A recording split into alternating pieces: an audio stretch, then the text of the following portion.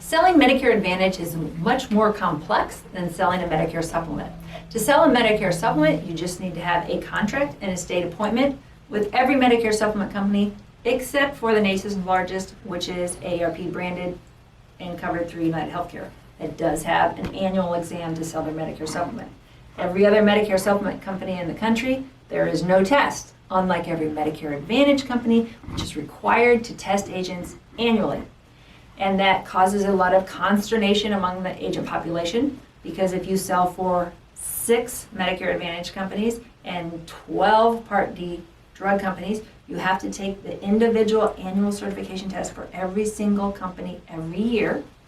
And then you have to take it for anyone you used to sell for. You have to take it too to be eligible to continue to earn your renewal commissions. So it could be hours and hours and days of testing, which is why we've limited your portfolio based on your geographic area to just a couple carriers that will cover the majority of your market so that you don't have to take tests for months and months on end. So let's talk about Medicare Advantage. The first barrier to Medicare Advantage is AHIP. It's America's Health Insurance Program, and it's a clearinghouse for all the insurance companies. That it's a basic knowledge of the Medicare Advantage program, and you have to pay money to take a test annually, and you have to pass that test before you can be eligible to take the individual insurance company's tests. So you would go to the insurance company, let's say Humana, and you will log into the agent portal, and you will go to their AHIP section, and you will register for AHIP. It's cheaper, it saves you $50 if you go through the carrier. So then now you go to take the AHIP test, and you have so many attempts to pass AHIP before you are not allowed to sell for the year. This varies from year to year. So for 2020, with Humana, you can take AHIP 3 times. If you fail it for the 3rd time, you are not eligible to sell for Humana for a year. If you already had commissions coming in from Humana, you will not be eligible to receive those, and they will accrete to the carrier, and they're gone forever, and you can never get them back. There is a mechanism for us to try to preserve that. If, God forbid, that happens to you, reach out to your Medicare mentor so we can try to steer you down that road. In general, you're going to pass your AHIP exam in less than 3 attempts.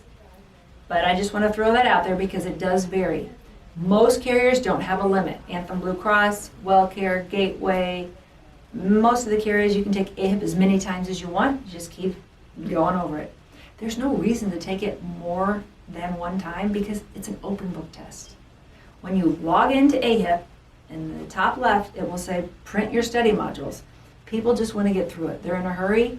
I know, I do the same thing. And then they fail it. Now there's slight panic, but they can take it another time. They fail it twice, now there's panic at the disco. Because if you fail it 3 times, you've lost your entire book of business, all your renewals, which could be a considerable amount of monthly money. You've lost it all because you flunked that test for the 3rd time. Now, UnitedHealthcare, the nation's largest Medicare Advantage carrier, in 2020 allows you to take AHIP 6 times. Like I said, many carriers don't have a limit, but that's something to acquaint yourself with. If you fail AHIP more than once, stop and get some guidance to make sure that you're not going to irretrievably lose all your renewals. Okay, you passed AHIP. It's an open book test. Like I said, you can get through it. It gives you a bunch of quizzes. Take every quiz, see what answer you got right. Typically, the material from the final test comes from the quizzes. So make those notes and use your notes. Don't just try to whip through this. You could get through AHIP in as little as half an hour, but typically agents that have been doing the majority of their business concentrating in the senior market, it takes them still about an hour and a half to get through AHIP. Now, once you start the actual final exam, it's timed. It can't be longer than 2 hours. That should not be a problem because you've printed out your study materials and you've taken your quizzes and you know that they're going to draw the material from the quizzes for the final. The frustrating thing about any test, basically any government test, is they're going to test you on some arcane material that doesn't pertain at all to your career. It's nothing you've heard of before or that you'll ever use, and it's just one of those memorize it and forget it type of equations. The thing with AHIP is that they make you take it every year, and it does seem to be a drain of your time, but there's no other way around it. Without AHIP, you'll never qualify to be able to sell for that company. So you go into Humana's portal, you pass your AHIP, now you're eligible to go to Humana and take their testing modules, okay? Now, it's not just one test and you're ready to go, because Humana has many different products in their portfolio. They do have Medicare supplement that does not require a test. They do have Part D, which does require a test, and then they have different types of Med Advantage. So if you're going to sell in the special needs market, you'll have special tests. If you're going to sell regular Med Advantage, PPO and HMO, you'll have those tests. And they'll have local PPOs, regional PPOs. Every carrier has a variety of different tests you have to take, and it really is kind of confusing. That's what we're here to help you. Make sure you took the right tests so that you're eligible and ready to sell. RTS is a word you need to become familiar with. That's ready to sell. You want to make sure you're ready to sell with every carrier before the season starts, and every carrier in your past that you've ever sold for, you want to make sure you're ready to sell again, even if you don't want to sell for them, so you can continue to earn the renewals off that business. So we've gone through and we've done Humana, and now we're done. We're eligible to sell Humana for the next selling season. But we also have to do United Healthcare. And United Healthcare will have a completely different set of tests that you have to do. United Healthcare, being the nation's largest, has a bigger footprint, they have a bigger product portfolio, and they have more extras on theirs. They require you to take the history of AARP, which actually is kind of interesting. You have to take ethics. You have to take a class if you want to be able to get an extra servicing bonus. You have to take a class if you want to be able to do sales events. If you want to sell chronic needs, special needs. There's a long choice of tests that you have to take, and by all means, you don't have to take them all. That's where we can help you steer you to the ones you must take to sell the products that you're most likely to sell. Now, once you're certified and ready to sell, things might change. And a month down the road, a client comes to you that wants to buy a product that you haven't certified for. If you aren't wise enough to go back in and certify for that product, take that test, and you just unknowingly go ahead and sell that product because it's easy enough, you just pull the app off the shelf and you sell it to them, and you weren't certified, the government prohibits you from being paid, and the carrier is dinged. So it hurts the carrier's performance rating, which is how they're reimbursed. They take that very seriously. Depending on what happened and how many times it happens, you might be suspended and not able to sell for at least a year. You might be terminated forever, and for like the first time offense and a minor oversight, you might just have to go through some remedial retraining. So this is where you want to work closely with your Medicare mentors to make sure that you are certified every year for every product that you'll potentially sell. And if circumstances change, that before you sell that new product, you go back into the portal to make sure you're eligible to sell that test. Now we're talking about Medicare Advantage. We're talking about a whole world of new laws and regulations that are governed by CMS, the Centers for Medicare and Medicaid. Now CMS publishes Medicare rules. They're updated every year about June. And they're called the Medicare Communications and Marketing Guidelines, MCMG. As an agent, every time they're updated, you are required to go and read them and start following them. So if there's a new regulation that comes in today, it's effective today, not January 1st, and you are bound by it today, not January 1st, even though the new marketing guidelines technically are for the next year. That's one of the things that your mentor and we at Gordon Marketing do to help you stay abreast of these ever-changing rules. Medicare is very vibrant, it's very dynamic. We have 11,000 people edging into the market every year. We have a dwindling workforce and the financial stressors. So Congress is very creative and constantly suggesting new rules, and those suggestions that make it to the news alarm your constituents, your Medicare members. They're constantly hearing all these things that are going to happen, potential pitfalls, and some of them do happen. Most of it is just talk. But that's because it's such a vibrant system. Medicare is always changing their rules. They're always trying to, one, weed out bad agents, two, make it easier for the consumer to get the right information and to be able to get into the right plans.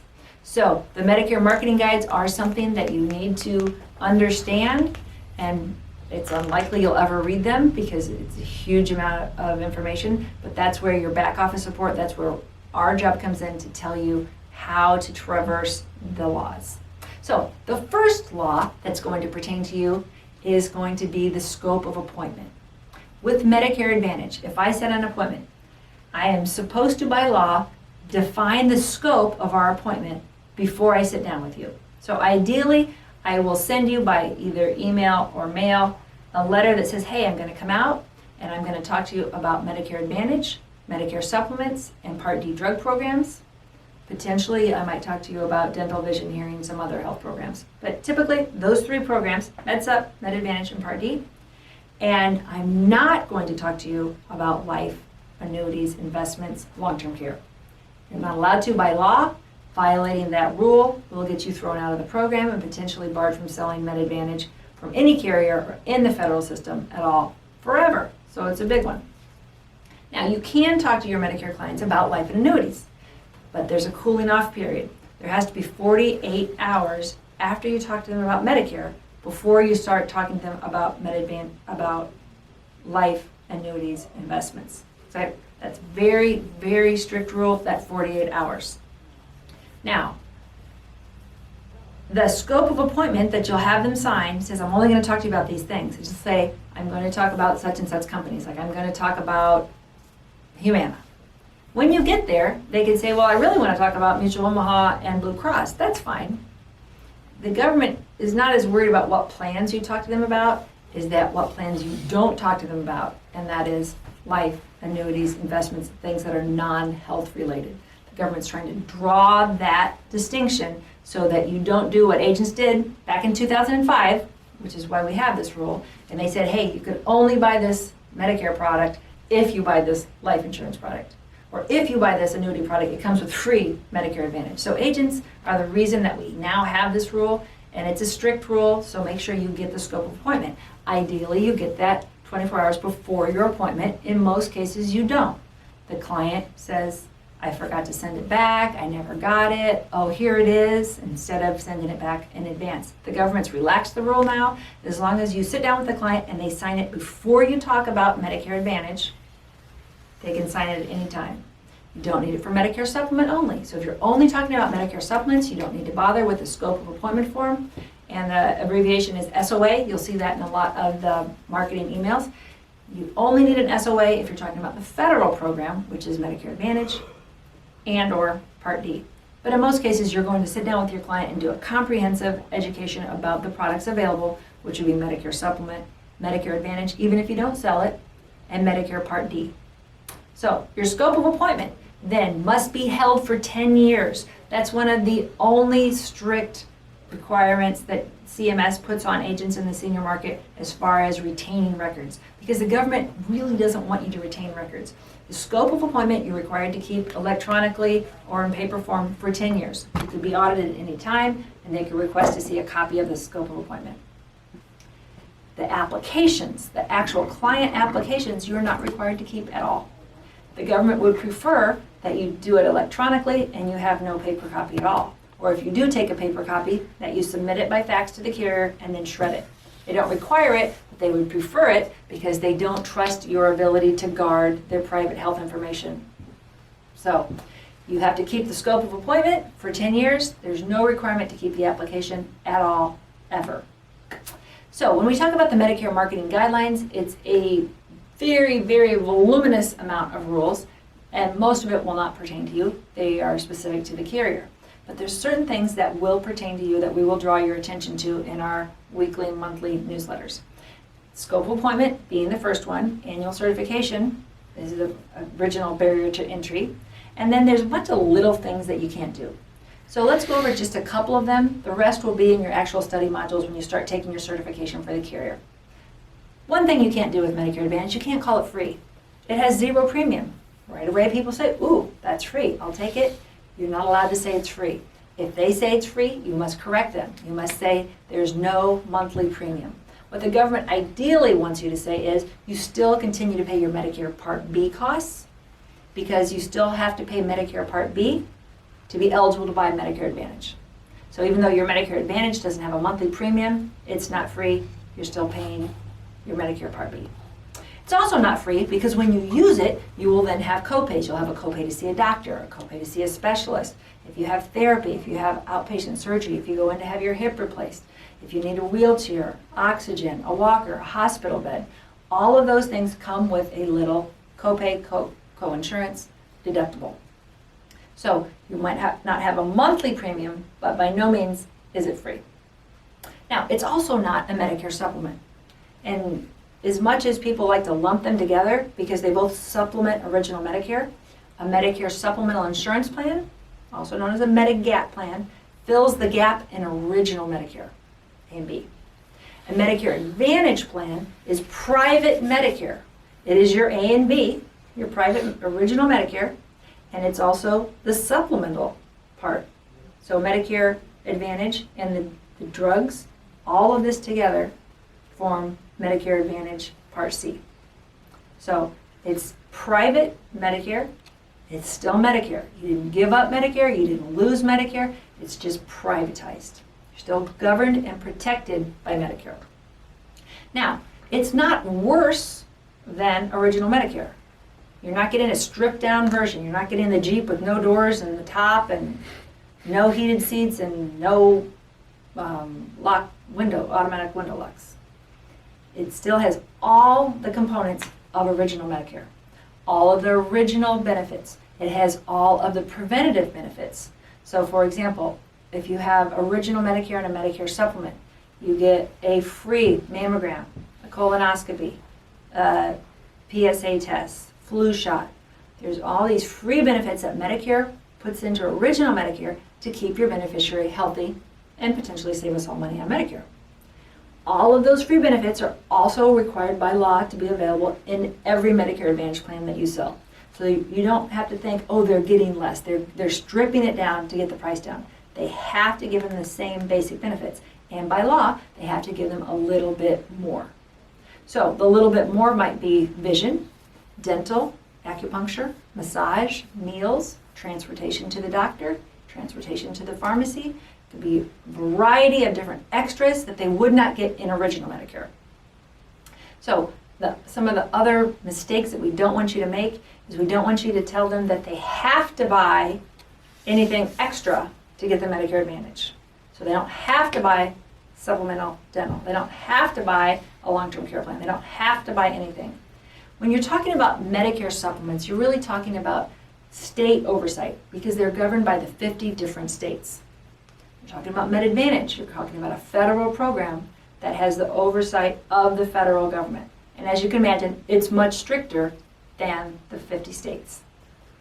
So when you make a mistake with your Medicare Advantage marketing rules and you tell your clients, hey, I got this new free med sup that I really think can save you some money, you run the risk of being barred from that carrier for life and then being barred from CMS, from the federal government, to sell for any insurance company that sells Med Advantage or Part D plans anywhere in the country for the rest of your career.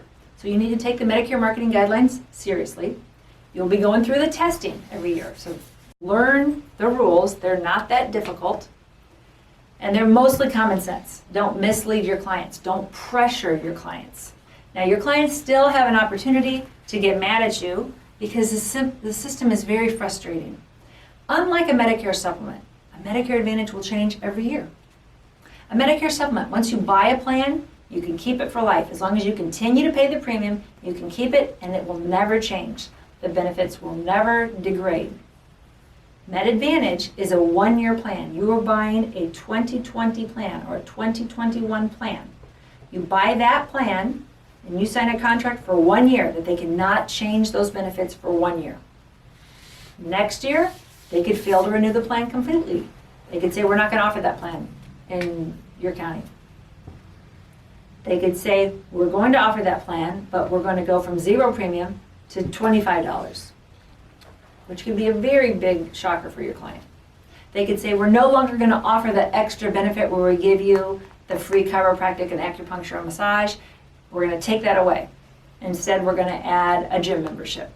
So as a Medicare supplement is very stable. Once you buy it, you can keep it for life. Medicare Advantage is a 1-year renewable contract. that they may not renew.